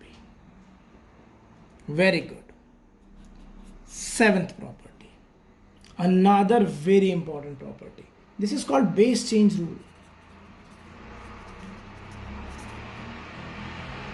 Base change rule. Base change rule कहता है कि अगर लॉग के प्रॉब्लम को सॉल्व करते टाइम यू विल फाइंड कि जो बेस दिया हुआ है या लॉग के प्रॉब्लम में बहुत सारे डिफरेंट बेसिस दिए हुए हैं, और प्रॉब्लम तभी सॉल्व होगा जब सबके बेस सेम हो। तो ये रूल आपको फैसिलिटी देता है बेस को चेंज करने की। ये कहता है log a to the base b में अगर आपको बेस चेंज करना है, b की जगह कोई और c बेस लेकर आना है, आपको लगता है c बेस होगा तो सारे बेसेस आइडेंटिकल हो जाएंगे क्वेश्चन में, या क्वेश्चन सॉल्व हो जाएगा, सो आप कर सकते हैं c नया बेस इंट्रोड्यूस कर सकते हैं, बट आप उसकी कीमत पे करनी होगी, कॉस्ट पे करनी होगी, और वो कॉस्ट है आपको डिवाइड करना पड़ेगा log b to the base c से। दैट इज, अगर आपको कोई बोलता है log 5 टू द बेस 3 है और आप चाहते हो कि बेस में 10 आ जाए, कॉमन लॉग बन जाए, सो आप लिखेंगे log 5 to the base 10 upon log 3 to the base 10। We can change base on our will, बस ये छोटी सी बात ध्यान रखनी है। log 11 टू द बेस 17 है और हम बेस में 5 चाहते हैं, तो हम लिखेंगे log 11 to the base 5 upon log 17 to the base 5। This is the beauty of base change rule, it changes base according to our will। एक क्वेश्चन देखते हैं, log 2 to the base 3 multiplied with log 3 to the base 4 multiplied with log 4 to the base 5 multiplied with log 5 to the base 6 multiplied with log 6 to the base 7 multiplied with log 7 to the base 8। Question आ गया, find the value. हमने भी solve करना start किया, डर लगना बंद हो चुका है। सबके बेसिस अलग अलग हैं और अलग अलग बेसिस पर हमारा दिमाग में कोई प्रॉपर्टी नहीं आती, बेस तो सेम होने चाहिए। तो हमने क्या करा, सबका बेस आप कुछ भी बना सकते हैं, अपना बर्थ डेट भी बना सकते हैं, जो मर्जी पड़े। सो बेस मैंने बना लिया सबके बेस में 10। तो log 2 टू द बेस 10 कीमत चुकानी पड़ेगी log 3 to the base 10 into log 3 to the base 10 upon log 4 to the base 10 into log 4 to the base 10 upon log 5 to the base 10, log 5 to the base 10 upon log 6 to the base 10। Life बन गई। And finally log 7 to the base 10 upon log 8 to the base 10। अब मचाएंगे हम युद्ध। जय श्री राम।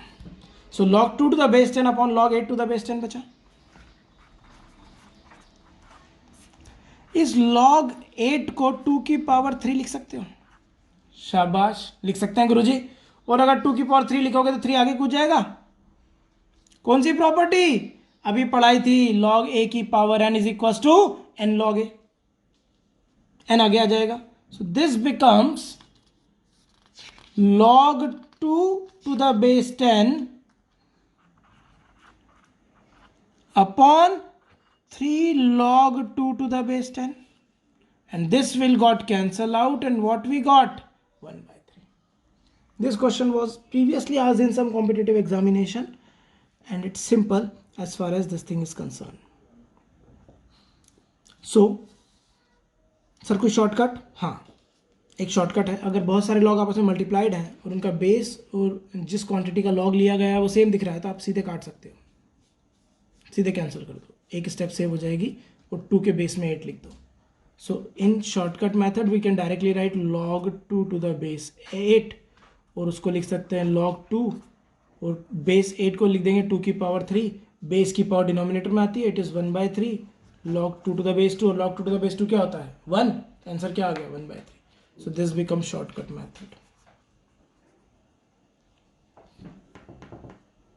तो इस तरीके से हम बेस चेंज रूल को एक्सप्लॉइट कर सकते हैं, यूज़ कर सकते हैं। बहुत काम की बात है बेस चेंज रूल। अब बेस चेंज रूल से फर्दर एक चीज़ और प्रपोज हुई, और वो बेस चेंज रूल का ही डॉटर प्रॉपर्टी है 8 नंबर। तो further analysis of base change rule है, और ये कहता है log a to the base b को आप लिखोगे 1 upon log b to the base a, called reciprocal law. कौन सा लॉ? Reciprocal law. क्यों सर, ऐसा क्यों हुआ? बड़ा आसान है। log a to the base b था, आप नया बेस c ला रहे थे, अब इस बार हम करते हैं बेस में a लेकर आते हैं, नया बेस a लेकर आए, तो log a to the base a upon log b to the base a। But from the very initial properties you can conclude log a to the base a तो 1 था, so that becomes 1 upon log b to the base a। Moral of the story, log 5 to the base 3 is always equals to 1 upon log 3 to the base 5. Reciprocal property. log 11 to the base 5 जब जरूरत पड़े हम लिख लेंगे log 5 to the base 11, और 1 upon log 5 to the base 11 लिखा है तो उसको जरूरत पड़ने पर log 11 to the base 5 लिख लेंगे. बहुत बार काम आएगा जब मैं प्रॉब्लम सॉल्विंग करूंगा. यू विल फाइंड कह रही तो बड़ी काम की बात है. सो रेसिप्रोकल लॉ बहुत इंपॉर्टेंट है और ये आपको अच्छे से चीज़ों को रेसिप्रोकल से रिलेटेड क्वेश्चंस को सॉल्व करना सिखा देगा. So that is called reciprocal law. अब बात आती है 9th नंबर पर कि sir log a to the base b आपने बोला था c है और c एक रियल नंबर होता है, तो रियल नंबर तो सर पॉजिटिव भी हो सकते हैं, नेगेटिव भी हो सकते हैं, जीरो भी हो सकते हैं. सर आपने जीरो तो बता दिया कि log a to the base b zero कब होगा, जब a1 के बराबर होगा. हाँ, अब ये बताओ कि log की वैल्यू पॉजिटिव कब होगी और नेगेटिव कब होगी. मैथमेटिक्स की एक अच्छी बात है बच्चों कि हमको log की वैल्यूज याद नहीं करनी, बस इतना बहुत है हमारे लिए कि वो पॉजिटिव है या negative. That is sufficient to us. क्योंकि अगर log की प्रॉब्लम में किसी log की वैल्यू का यूज होगा ना तो वो इंफॉर्मेशन आपको क्वेश्चन में दे देगा. That will be given to you. So log a to the base b c के बराबर है और c रियल है, तो log पॉजिटिव कब देगा और नेगेटिव कब देगा. तो एक सिंगल स्टेटमेंट का मैं आपको बात बोल रहा हूं और इस बात को सुनते से ही आपके सारे क्वेश्चन समझ में आ जाएंगे. बुक में इसके बारे में 3-3, 4-4 केसेस बना रखे हैं. Don't go for that. Single statement is log, मैं सुंदर राइटिंग में लिखता हूं, a to the base b is positive if and only if both a and b lies on same side of unity. Unity means 1.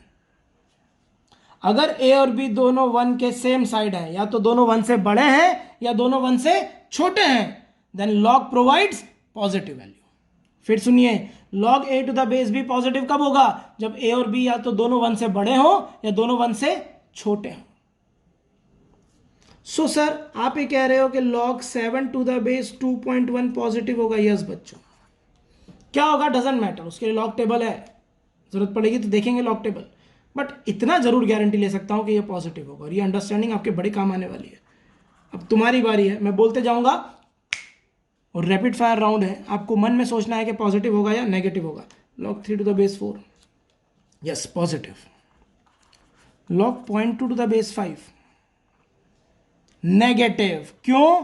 a and b are on opposite side. So log provides, एक बार positive का पढ़ लो, negative मुफ्त. log a to the base b positive कब होगा, जब a और b on the same side of unity होंगे. अब अगर सेम साइड नहीं होंगे सर तो अपने आप नेगेटिव होगा. दो ही चीज तो होती है, तो पॉजिटिव या नेगेटिव. और अगर a1 हो गया सर तो जीरो होगा. Zero is neither positive no negative. Side of unity मतलब साइड ऑफ 1 मतलब या तो दोनों 1 से बड़े या दोनों 1 से छोटे. बट अगर एक 1 से बड़ा है और एक 1 से छोटा है तो नेगेटिव वैल्यू. और नेगेटिव वैल्यू कब आ सकती है, log 7 to the base 0.4, this is also negative. log 11 to the base 0.3, this is also negative. log 17 to the base 1.1, this will be positive. So log positive negative कब देगा ये देखना आ गया तो आगे जाकर प्रॉब्लम्स में बड़ी हेल्प होगी. log पर बेस्ड पूरा, मैं तो ये बोलूँगा कि ऐसा कोई भी चैप्टर नहीं है जिससे log से रिलेटेड क्वेश्चन ना बनते हो. डिटर्मिनेंट मैट्रिसेस देख लो, कैलकुलस तो बहुत मेजर यूज़ होता है log का कैलकुलस में. आप एल्जेब्रा देख लो, sequence series, permutation combination, binomial theorem, कहीं उठाकर देख लो, you will find log is there. So log is a very important part, इसको समझना बहुत जरूरी है. प्रॉपर्टीज तो फिंगर टिप्स पे होनी चाहिए इसकी. 10th प्रॉपर्टी, बहुत बहुत क्रांतिकारी प्रॉपर्टी, बहुत ही क्रांतिकारी. 80% बच्चों को नहीं पता. p की power log q to the base r is always equals to q की power log p to the base r. ओ बेटा, यस, p की power log q to the base r, इसमें p और q को आपस में इंटरचेंज करने पर वैल्यू चेंज नहीं होती. Most important, most important property. कुछ क्वेश्चन ऐसे होंगे जी जो इसके बिना सॉल्व ही नहीं होंगे. उसमें क्वेश्चन में 2 की पावर log समथिंग लिखा होगा, बस मुंह देखते रहो. अभी करवाता हूं मैं कुछ क्वेश्चन आपको, यू विल फाइंड अच्छा ये क्वेश्चन इस प्रॉपर्टी के बिना आप हैंडल ही नहीं कर सकते. और इस प्रॉपर्टी की एक डॉटर प्रॉपर्टी भी है, and that property says p की power log q to the base p, जब ये दोनों सेम दिख जाए देन आंसर इज q. अरे जी, यही तो बात थी जो मैं आपसे बोल रहा था कि 3 प्रॉपर्टीज हैं जो कुछ जादू करेंगी, और अब समय आ गया है वो बताने का कि वो 3 प्रॉपर्टीज क्या जादू करती हैं। वो 3 प्रॉपर्टीज ये हैं। log 1 to the base b 0 था, log a to the base a 1 था, 1, 2, और ये तीसरी, सुनना ध्यान से अगला स्टेटमेंट, गजब का। लॉग के किसी क्वेश्चन का आंसर अगर नंबर में आ रहा है, बिना लॉग के आ रहा है, ऑप्शंस नंबर में है, तो गांठ बांध लो दिमाग में कि इन तीनों में से किसी ना किसी एक प्रॉपर्टी का यूज हुआ होगा। इनके अलावा कभी भी आंसर नंबर में नहीं आ सकता, असंभव। अगर आंसर कोई नंबर आया है, बिना लॉग के आया है, आंसर में लॉग नहीं दिख रहा, क्वेश्चन लॉग का था और आंसर में लॉग नहीं दिख रहा, समझ लो कि इन तीनों में से किसी ना किसी एक प्रॉपर्टी का यूज हुआ है। इसके अलावा कभी लॉग के क्वेश्चन का आंसर नंबर में आ ही नहीं सकता, या बिना लॉग के आ ही नहीं सकता। बहुत इंपॉर्टेंट, फर्स्ट, सेकंड एंड 11, ये तीनों प्रॉपर्टीज बहुत काम की हैं। एक आध क्वेश्चन हो जाए सर, आ जाओ बेटा, लेट अस एंजॉय। 2 की power log 9 to the base 2 plus 11 की power log 3 to the base 11 plus 9 to the power log let us say 5 to the base 3। इसकी वैल्यू निकालने का बोला उसने। स्टार्ट किया सॉल्यूशन। p की power log q to the base p, p ने p को देखा, खुश हो गया, क्या आंसर आया, q। सो 2 और 2 सेम दिखे, क्या आंसर आएगा, 9। सो दिस विल बी 9 प्लस 11 और 11 सेम दिखे, 11 के पावर में log था, ये दोनों सेम थे, तो क्या आंसर आएगा, 3। इस प्रॉपर्टी को देखते रहो। प्लस, सर पंगा हो गया, यहाँ 9 है और यहाँ 3 है, ठीक है, इस 9 को 3 बनाते हैं। सो हम क्या लिख लेंगे, 3 का स्क्वायर, बाहर कौन बैठा है, log 5 to the base 3। So this becomes 9 plus 3 plus 3 का स्क्वायर, ये 2। आपको याद होगा एक प्रॉपर्टी हमने पढ़ी, log a की power n to the base b is n log a to the base b। So n आगे आ गया, जब पावर में वैल्यू होती है और वो आगे आ सकती है, तो जो आगे वैल्यू है वो वापस पावर में भी जा सकती है। बिल्कुल, राम श्याम का भाई है तो श्याम भी तो राम का भाई हुआ जी। सो ये जो 2 है ये हम इसके सर पे भेज देते हैं 5 के, तो वी विल गेट 3 की पावर log 5 का स्क्वायर। जब पावर आगे आ सकती है तो वापस भी तो जा सकती है। अब 3 और 3 सेम हो गए, एक्सीलेंट। सो 9 प्लस 3 कितना था, 12 प्लस 3 ने 3 को देखा, क्या बाहर, 5 का स्क्वायर, 5 का स्क्वायर कितना होता है, 25, 12 प्लस 25 कितना हो गया, 37। Excellent. So this is how this proper, और आंसर किस में आया, नंबर आया ना, गारंटीड। पहली, दूसरी या 11वीं प्रॉपर्टी में से कुछ ना कुछ यूज हो रहा होगा, वरना आंसर नंबर में आ ही नहीं सकता था। So this property 11 is again I am saying it is very important. अब देखते हैं inequalities of logarithm, 12th number.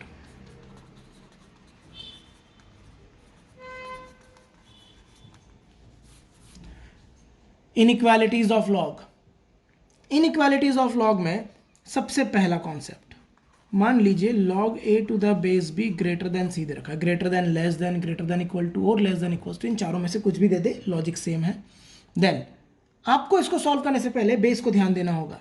अगर बेस 1 से बड़ा है, किससे बड़ा है, बेस 1 से, बस बेस की तरफ ध्यान दो। अगर बेस 1 से बड़ा है देन जो प्रिंसिपल आइडेंटिटी प्रॉपर्टी थी ना, basic identity property, fundamental identity property of log, वो लगाने पर वो लगा सकते हैं। देन ए बी के सर पे सी गया। इनइक्वालिटी का बताओ सर, अगर बेस 1 से बड़ा है इनइक्वालिटी डज नॉट चेंजेस, ऐसा बुक्स में लिखा हुआ है। मैं थोड़ा सा चेंज करना चाहता हूं बच्चों, इस क्वेश्चन को सॉल्व करने से पहले सबसे पहला काम आपको क्या करना चाहिए, ए ग्रेटर देन 0, क्योंकि लॉग डिफाइंड होगा तभी तो हम प्रॉपर्टी लगाएंगे ना, फंडामेंटल आइडेंटिटी लगाएंगे। सो सबसे पहला काम तो ये मदर इक्वेशन बनेगी आपकी। इस मदर इक्वेशन के अंदर अब आप बी देखिएगा, बी 1 से बड़ा है, सो इनइक्वालिटी चेंज नहीं होगी। और b 1 से छोटा होगा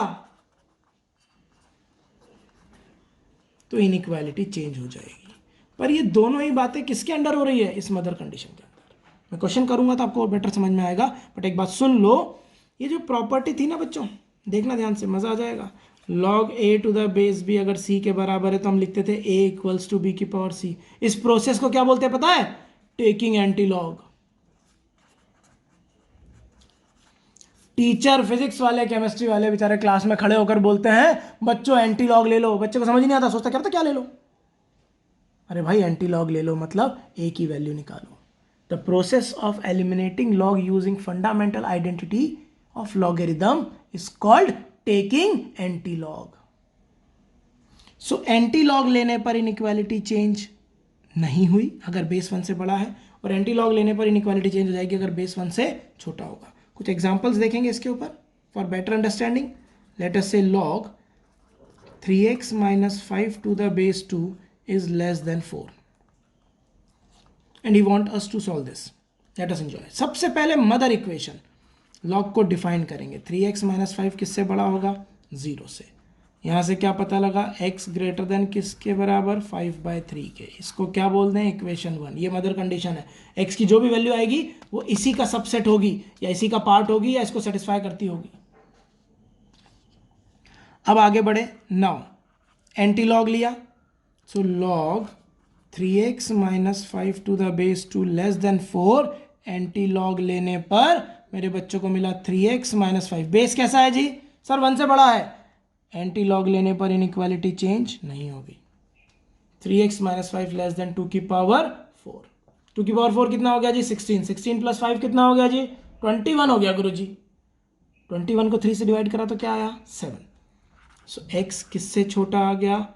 21 प्लस 5 अपॉन 16 प्लस 5 अपॉन 3। सो x less than 7। Equation 2। Equation 1 ने क्या बोला? 5/3 से बड़ा। इक्वेशन 2 ने क्या बोला? 7 से छोटा। 5/3 से बड़ा होना चाहिए, 7 से छोटा होना चाहिए। सो x बिलोंग्स टू 5/3 से लेकर कहां तक? 7 तक। आंसर आ गया। So that is how we solve this problem. सबसे पहला काम क्या करा हमने? सॉल्यूशन में डिफाइन किया। बच्चे यही गलती करते हैं, बिना लॉग को डिफाइन करे सीधे एंटी लॉग ले लेते हैं, इनइक्वालिटी सॉल्व कर लेते हैं। उन बच्चों का आंसर आ जाता है 7 से छोटा। वो आंसर लिख के आते हैं -∞ से 7, क्योंकि 7 से छोटा तो वही होगा और पहला ऑप्शन भी वही होता है एग्जाम में, -∞ 7। बच्चा बहुत खुश होकर घर आता है, मम्मी सब कर दिया। और जब रिजल्ट आता है तो पता लगता है मम्मी सब कर दिया के बीच में एक वर्ड था, मम्मी सब गलत कर दिया। सो ये ना हो जाए, ये आपके साथ ना हो जाए, इसलिए बहुत सही से पढ़ो और जो रूल्स हैं उनको स्ट्रिक्टली फॉलो करो जी। कोई रॉकेट साइंस नहीं है। 12th प्रॉपर्टी समझी हमने। सो इनइक्वालिटीज में एक और टाइप है, सेकंड टाइप ऑफ इनइक्वालिटी। वो क्या है गुरुजी? वो बताओ। इनइक्वालिटी का जो अगला टाइप है ना बच्चों, उसमें दोनों तरफ लॉग दिखेंगे आपको। अच्छा जी, यस।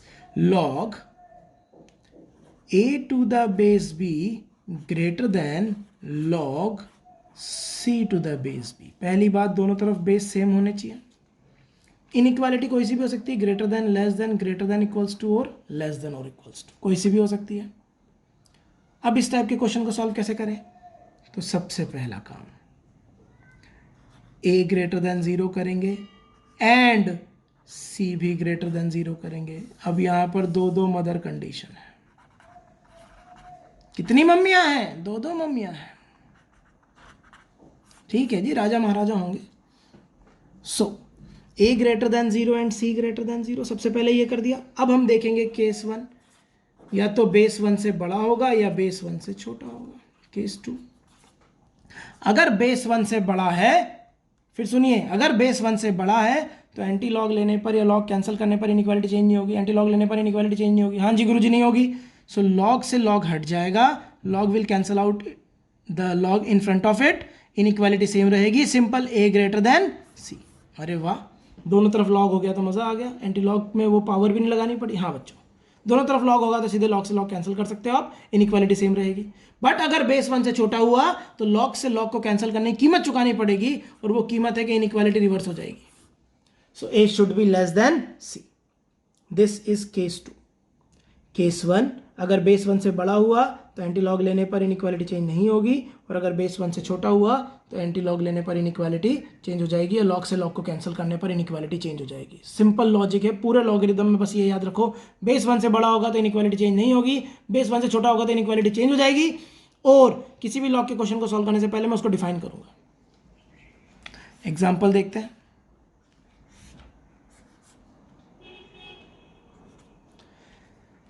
क्वेश्चन आ गया, log 3x minus 2 to the base 2 is less than equals to log x minus 4 या x plus 4 to the base let us say 2। ये क्वेश्चन है। सॉल्यूशन, उसने हमसे बोला 3x minus 2 लॉग के अंदर है तो वो डिफाइन होगा तब जब वो पॉजिटिव होगा। सो x किससे बड़ा, 2/3 से। इक्वेशन 1।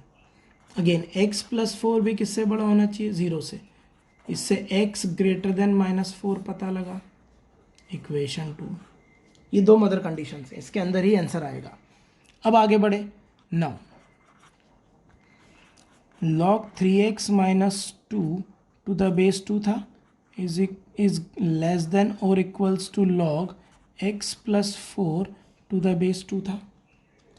अब बच्चों बेस 1 से बड़ा है, मसाला लगाएं। लेट अस से बेस इज 0.2, तो बेस 1 से छोटा है। हाँ जी गुरुजी, बेस 1 से छोटा है। देखो बेस कैसा भी हो ये बाद में पिक्चर में आएगा, ये कंडीशन तो आपको पहले लिखनी पड़ेगी। अब बेस 1 से छोटा है तो लॉग से लॉग को कैंसिल करने पर इनइक्वालिटी रिवर्स हो जाएगी। जी बिल्कुल, तो 3x minus 2 is greater than equals to x plus 4 हो जाएगा। x इधर आया तो कितना बचा, 2x, -2 उधर गया तो कितना बना, 6। x greater than equals to 3।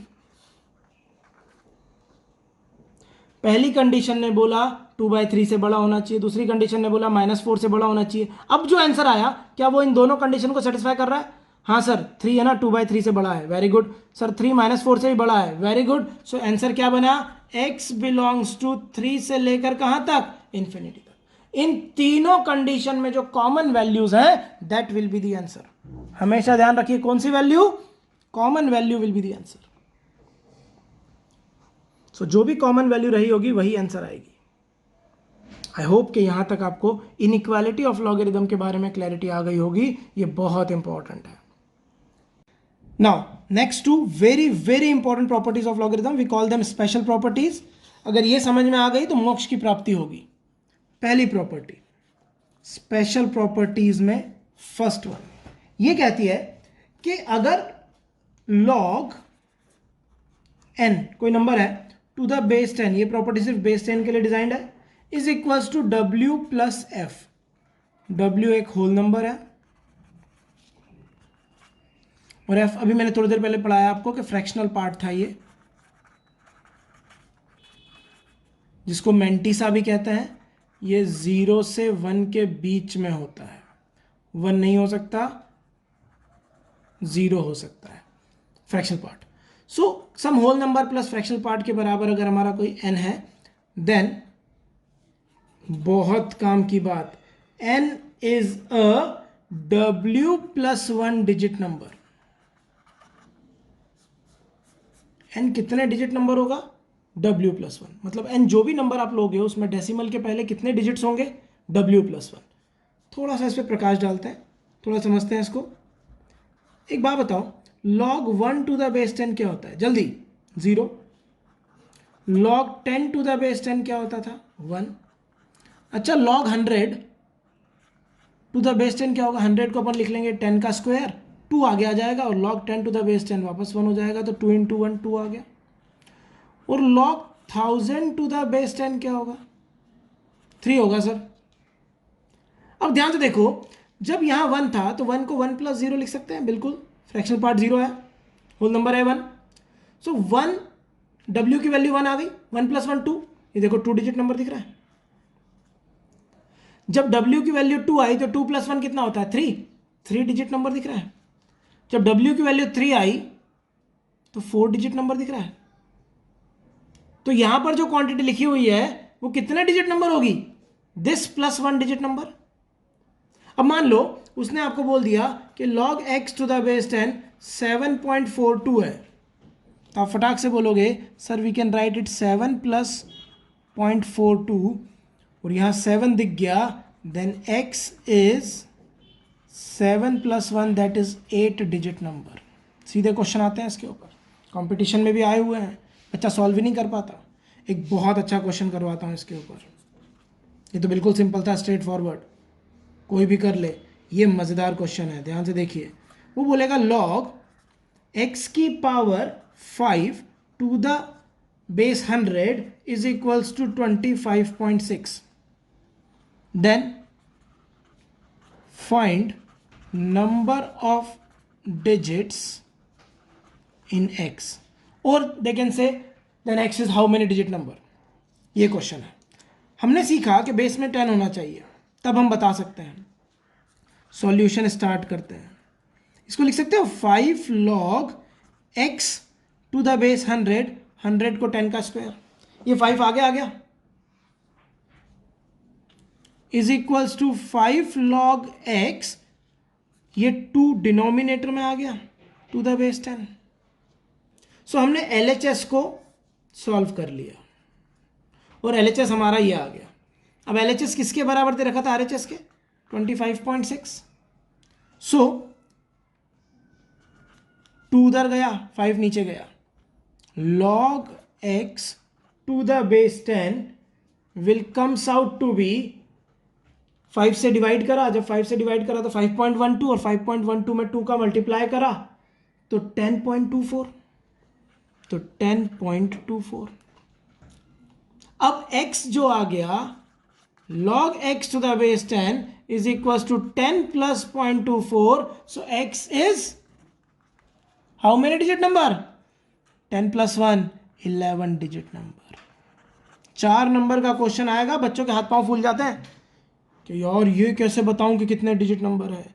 Log की एक स्पेशल प्रॉपर्टी जो आपको बताएगी कि आप किस तरीके से इस टाइप के क्वेश्चन सॉल्व कर सकते हैं। ये तो पहली प्रॉपर्टी थी, अगली प्रॉपर्टी तो और मज़ेदार है।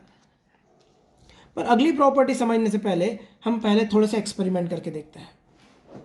सो एक बात बताओ, log 0.1 टू द बेस 10 क्या होगा? सर 0.1 का मतलब होता है 10 की पावर -1 टू द बेस 10, -1 आ गया log 10 टू द बेस 10 और ये -1 आ गया, ठीक है।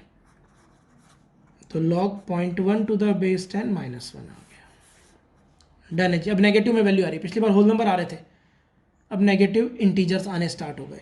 अच्छा एक बात बताओ, log 0.01 टू द बेस 10 क्या होगा? सर अगर 0.1 -1 था तो ये -2 होगा, शाबाश। अच्छा log 0.001 टू द बेस 10 क्या होगा? सर ये -3 होगा। अच्छा एक और बस last, log 0.0001 to the base 10 क्या होगा? सर ये -4 होगा, बहुत बढ़िया।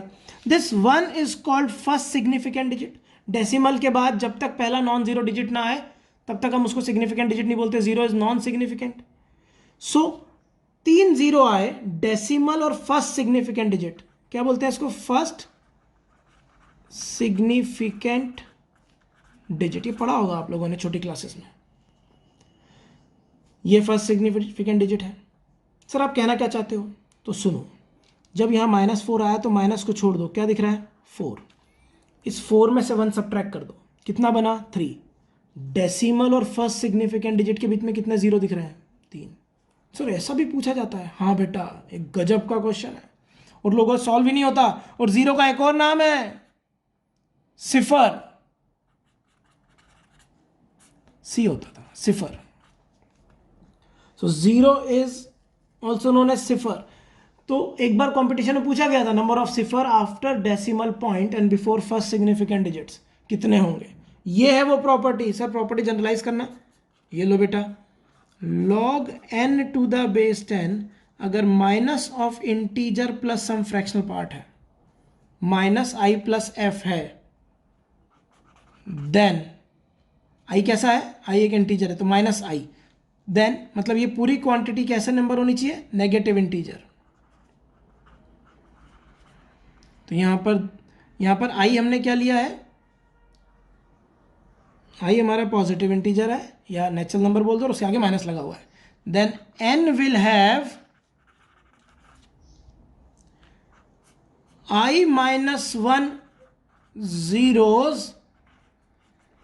after decimal point and before first significant digit।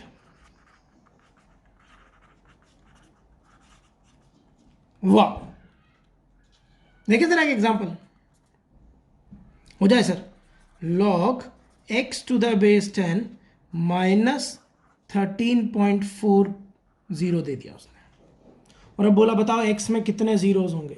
So minus 13.40 को सबसे पहले मैं इस फॉर्म में लिखूंगा, फ्रैक्शनल पार्ट तो पॉजिटिव ही होता है, तो मैंने थोड़ी देर पहले सिखाया था, इसी दिन के लिए सिखाया था, इसी पॉइंट के लिए सिखाया था, माइनस 14 प्लस 0.6 लिख सकते हैं क्योंकि फ्रैक्शनल पार्ट तो हमेशा पॉजिटिव होगा, मैंटिसा तो हमेशा पॉजिटिव होगा। सो यहां पर हमको क्या दिख रहा है, माइनस 14 किसके बराबर, माइनस आई के, तो आई कितना हो गया मेरे बच्चों, 14 हो गया sir. So x will have 14 minus 1 zeros, that is कितने जीरो होंगे, 13 zeros। एक्स में 13 zeros होंगे after decimal point, after decimal point.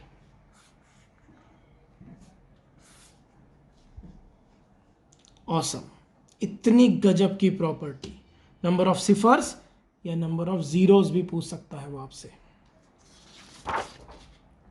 जैसे देखते हैं एक और क्वेश्चन, उसने बोल दिया log x की power 3 to the base 1000 is equals to minus 12.5।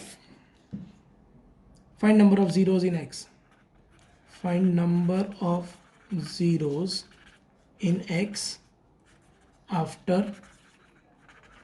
decimal point and before first significant digit। वो इतना बोलता भी नहीं, वो इतना ही बोलता है, जीरोस या सिफर बोलता है। सॉल्यूशन स्टार्ट किया, 3 आगे आ जाएगा, वेरी गुड। 1000 को 10 का क्यूब लिख सकते हैं, माहौल था। 3 इससे भी नीचे आ जाएगा डिनोमिनेटर में, log x to the base 10 is equal to minus 12.5। इस माइनस 12.5 को माइनस 13 प्लस 0.5 लिख सकते हो, ऑब्वियसली सर ऐसे लिखना पड़ेगा क्योंकि फ्रैक्शनल पार्ट तो हमेशा पॉजिटिव रखना है। 3 से 3 कट गया, so log x to the base 10 is equal to minus 13 plus 0.5, minus 13। So I हमारा कितना, माइनस आई कितना हो गया, माइनस 13, तो आई कितना आ गया 13। सो आई माइनस 1 जीरोज होते हैं, तो कितने जीरोज होंगे, 12 जीरोज होंगे। So that completes indices, exponential function and logarithm। मैंने ट्राई किया कि मैं आपको हर प्रॉपर्टी बहुत अच्छे समझा दूं और उसके ऊपर एक एक दो छोटे छोटे एग्जांपल्स भी करवा दूं। इसको डिटेल्ड तरीके से अगर आपको समझना है तो आपको बहुत सारे प्रॉब्लम्स प्रैक्टिस करने होंगे। सॉल्व एग्जाम्पल कीजिए, उसके बाद अनसॉल्व कीजिए। मैं एक लेक्चर ज़रूर क्रिएट करूंगा आगे जाकर जिसमें मैं सिर्फ प्रॉब्लम्स डिस्कस करूंगा, वहाँ पर कोई थ्योरी पार्ट डिस्कस नहीं होगा। Thank you very much and God bless you, keep revising.